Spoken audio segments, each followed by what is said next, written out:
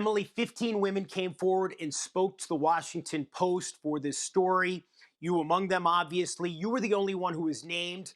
The other 14, some of them have non-disclosure agreements. Some were fearful of litigation. Why did you come forward to speak to the Post, and why did you agree to have your name used? For me, I don't work in sports anymore. I don't have the intention of ever doing that again. So I can understand a lot of my former coworkers that are still in the industry, that they don't want to come forward or it's just not a right time for them.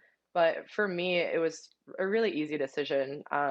I want to be able to make some kind of change, and I can't do that unless I just put it all out there.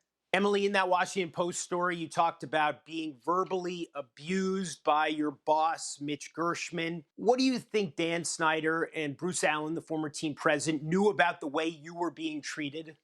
Well, I can't speak too much of Dan Snyder because I only could count on maybe one hand of the times that I actually saw him.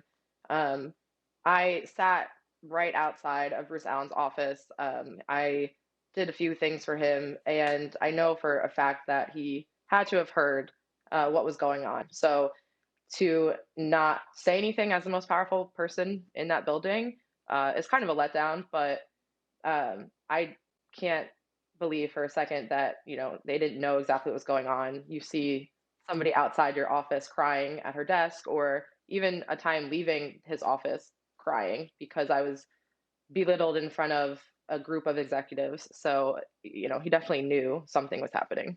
As we said, Emily, it's 15 women who worked for the team who spoke to the Post. It's also a few women who were reporters who talked about being harassed.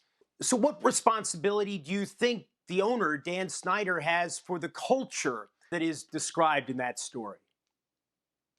I mean, I think it starts from the top and it trickles down. So these are people that he hired, these are people that he let run his organization. So if, you're allowing this kind of behavior to happen, it's not a good look for you. And I saw an apology that went out to the current employees of the team.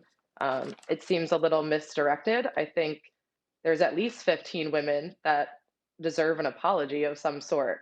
And I'm sure there's countless others that didn't get a chance to tell their stories. Emily, that letter from Dan Snyder, signed by Dan Snyder and his wife Tanya to team employees saying they're sad and disappointed, wanting to apologize to each of you. There was that letter. There was also the statement from Dan Snyder saying they were hiring a law firm to look into the accusations in the Post story.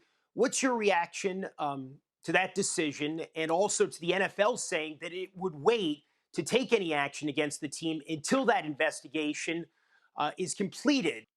I mean, I hope that they move forward with it. I feel sometimes even with players that get in trouble and there's a investigation, it doesn't necessarily go too far. I know a lot of us always kind of just assume that's a way to brush it under the rug. I hope that they do an investigation. I hope that people that are still working in that building that are behaving like that or allowing that behavior to continue around them no longer have a job to go to because they're not changing. They haven't changed. They saw the way that this happened. So if it only took this for that kind of behavior to be corrected, that's not okay either.